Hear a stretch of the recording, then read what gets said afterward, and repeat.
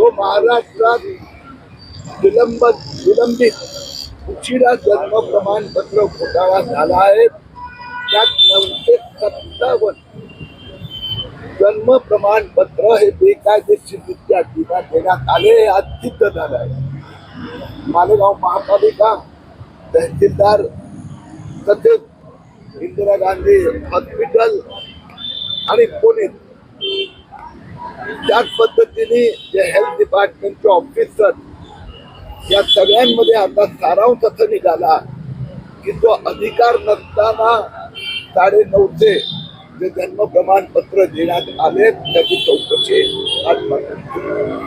भिवंडी महानगरपालिकेच्या माध्यमातून हे 9:30 जन्म प्रमाणपत्र या 2 ठिकाणाहून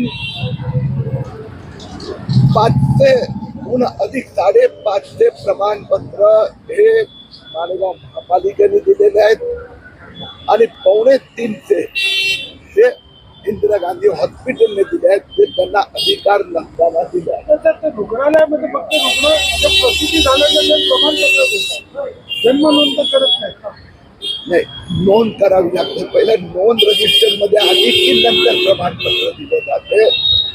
तर 1 वर्ष वयापर्यंत त्यांना अधिकार आहे, फक्त 21 दिवसाचा, पण यात 1 वर्षापेक्षा अधिकांना दिले गेले। आता त्यांचं वय काय आहे, कुठे आहे, तो इथला होता कुठला होता, अधिकार फक्त न्यायालयाला आहे। या दोघांनी तुम्ही तक्रार केली का? आज आम्ही आता पोलीस स्टेशनला तक्रार केली, सगळे पुरावे दिले आहेत, पोलीस त्यांची चौकशी करणार, प्राथमिक चौकशी झाल्यावर मग पोलीस पुढची कारवाई ठरवणार।